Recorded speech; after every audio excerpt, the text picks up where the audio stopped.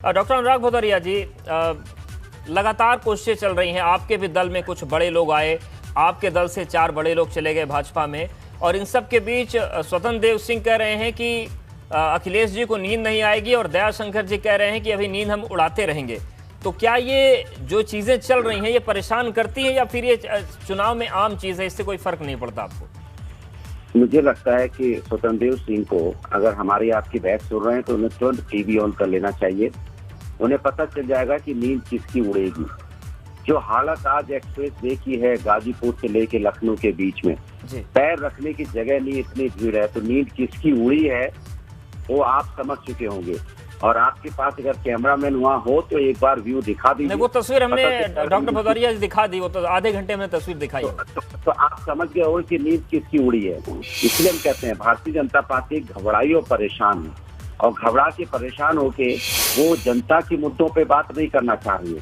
उससे पश्चात जनता के मुद्दों पे बात करेंगे तो करेंगे क्या, इसलिए वो इधर उधर के मुद्दों पे इस तरह के शब्दों का इस्तेमाल करते हैं। नींद हो गई उनकी, अरे भाई आप ये बताओ, नींद तो आपने जनता की उड़ाई दी है महंगाई और बेरोजगारी करके।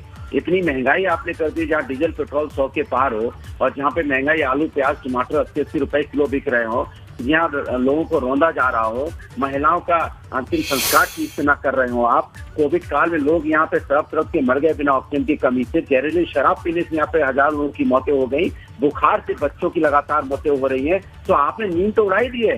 किस घर की नींद आपने रखी है, जरा बता दीजिए ना। किस माँ की नींद आपने रोक के रखी है, किस बाप की नींद आपने रोकी है? सब माँ बाप की नींद आपने उड़ा दी। उनके बच्चे बेरोजगार हैं और यहाँ पे बीमारी से उनकी मौतें हो रही हैं। घर घर में नींदें उड़ी हुई हैं।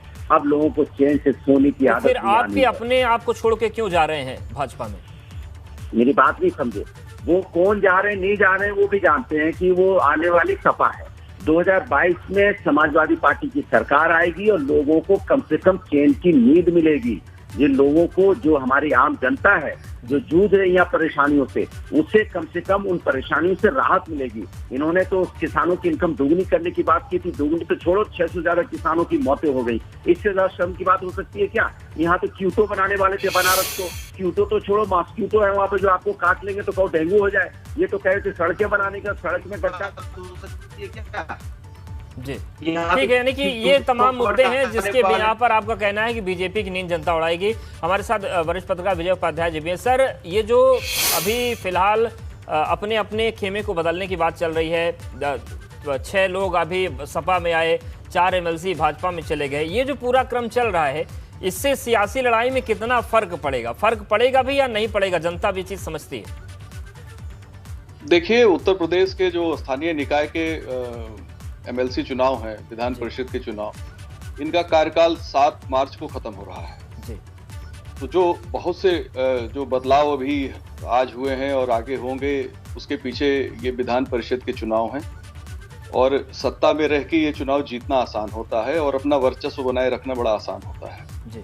तो इस पे एक कारण तो ये हो रहा है। दूसरा कारण दुर्गा शक्ति नागपाल का मसला आपको याद होगा।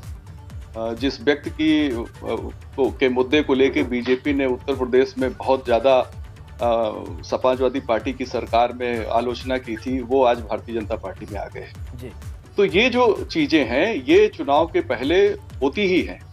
जो मजबूत किस्म के राजनेता होते हैं, उनको मजबूती हर हालत में चाहिए होती है। तो एक तो इसका संकेत ये है कि भाजपा का कमबैक ये लोग देख रहे हैं और उन्हें लग रहा है कि बीजेपी के सहारे हम रह के बेहतर हमारा राजनीतिक भविष्य होगा जी। दूसरा, इसमें एक ट्रेंड मुझे दिखाई दे रहा है कि एक खास किस्म के नेता भारतीय जनता पार्टी की तरफ जाने के लिए बहुत लालायित हैं, और एक दूसरे कुछ ऐसे लोग हैं जिनका कंसोलिडेशन हो रहा है समाजवादी पार्टी के फेवर में। जैसे जो ओबीसी नेता हैं, जो खासतौर पे बीएसपी में हैं, वो लोग निकल के सपा में जा रहे हैं। तो ये कंसोलिडेशन एक अलग किस्म का हो रहा है, एक नए किस्म का 2022 का चुनाव में देख रहा हूँ। मैं कल पूर्वांचल एक्सप्रेसवे के जहां उद्घाटन हुआ था, मैं वहां भी था, मेरा डिस्ट्रिक्ट भी है वो जी। तो वहां पे जो लोगों से मेरी फीडबैक आई वो मैं देख रहा हूँ। प्रधानमंत्री ने जो भाषण दिया वो मैं देख रहा हूँ। जो पिछले दिनों में दल बदल हुए हैं, जो बसपा से सपा की तरफ, कांग्रेस से सपा की तरफ, भाजपा से सपा की तरफ और जो दूसरे दलों से सपा की तरफ से भाजपा की तरफ या और जगहों से जो आ रहे हैं, इसका एक पर्टिकुलर ट्रेंड है और वो काफी विस्तृत बातचीत हो जाएगी अगर उस पर मैं बात करूंगा।